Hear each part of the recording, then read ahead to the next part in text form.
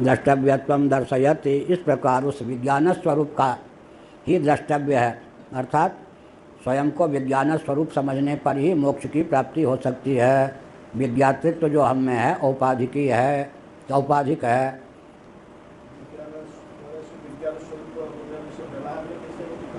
व्यवहार में तो बहुत बढ़िया है, तब तो क्या व्यवहार करते रहिए, अपने को विज्ञान स्वरूप मानिए, और बढ़िया व्यवहार होगा। क्या घड़े को मिट्टी समझ लिया तो घट फूटने का शौक तो नहीं होगा, लेकिन घट कोई हड़ताल कर देगा कि तुमने हमको मिथ्या समझा, मृत्तिका रूप से सत्य स्वतः मिथ्या समझा, तुम्हारे उपयोग का नहीं रहूँगा, ऐसा थोड़े मायके थोड़े चला जाएगा या मायके चल जाएगी घट देवी। बहुत बढ़िया है ना। बात क्या है, समय हो गया। बात यह है कि भ्रम के दो भेद हैं, सोपाधिक और निरुपाधिक। उदाहरण जो दिए जाते हैं निरुपाधिक भ्रम के, वस्तु स्थिति में सोपाधिक भ्रम समझना चाहिए, निरुपाधिक भ्रम समझना चाहिए। जब तक घटाकृति है तब तक घट को हजार बार मिथ्या समझने पर भी उसकी अर्थक क्रियाकारिता उपयोगिता बनी रहेगी या नहीं।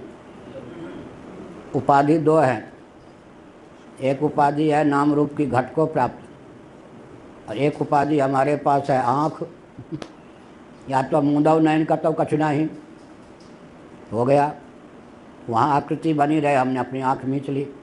अब दोनों उपाधियाँ अगर बन गई, योग हो गया, इधर नाक उधर घटाकृति, तो जब तक घट शेष है भंग नहीं होता तब तक घट सोपाधिक भ्रम हो गया ना। मिथ्या समझने पर भी सोपाधिक तत्व का निवारण नहीं होता। लेकिन ऐसे नभ को निरूप समझ लेने पर भी निहारने पर नैली दिखाई पड़ेगा, सोपाधिक भ्रम है। रज्जु सर्प निरुपाधिक भ्रम है। तो दृष्टांत दिया प्रायः कहते हैं रज्जु सर्पवत जगत मिथ्या है, निरुपाधिक भ्रम का उदाहरण दिया जाता है, बनता है सोपाधिक भ्रम। तो कहाँ सोपाधिक भ्रम है, कहाँ निरुपाधिक भ्रम है, इसका निर्णय करना चाहिए तब। तो जहाँ पर यह व्यावहारिकी सत्ता है वहाँ पर हम वस्तु के मिथ्यात्व को जान लेने पर भी वस्तु की उपयोगिता में समर्थ रहते हैं। जब तक प्रारब्ध है और गाढ़ी नींद की स्थिति में नहीं है, व्यवहार दशा में हैं, तो अज्ञ व्यक्ति जैसे ज्ञानेंद्रिय कर्मेंद्रिय अंतःकरण प्राण का उपयोग करके व्यवहार साधता है, तो तत्व ज्ञान कोई बीमारी थोड़े है। पंचदशी करने का तत्व ज्ञान कोई बीमारी है, पैरालिसिस है क्या अज्ञ व्यक्ति जैसे व्यवहार करते हैं तत्व भी व्यवहार कर सकते हैं, क्योंकि यावत जीवन देहेंद्रिय प्राणांतःकरण तो प्राप्त है ही, उसका उपयोग तो हम कर सकते हैं, दुरुपयोग नहीं कर सकते। व्यवहार और अच्छा होता है, तत्वज्ञ का व्यवहार बहुत अच्छा होता है, क्योंकि व्यवहार को बिगाड़ने वाला कौन है, राग द्वेष ईर्ष्या मद मोह।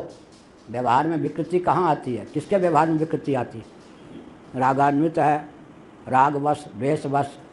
अब विद्वान के न राग है न द्वेष है, ये सब सामान्य नियम यही है। तो व्यवहार तत्व बहुत अच्छा, एक ही उदाहरण देकर विद्यारण्य स्वामी जी ने कहा कि चने को भून लो, सौंधापन बढ़ेगा या घटेगा, ये तो उत्तर यही देंगे वैदिक।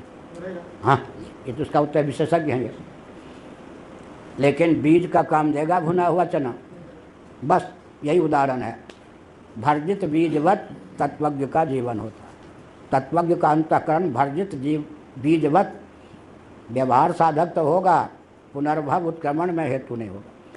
अब बीज का उत्क्रमण पुनर्भव क्या है, बीज से अंकुर ऊपर की ओर निकल आना उत्क्रमण है, बीज के गर्भ से बीजांतर की उत्पत्ति हो जाना पुनर्भव है।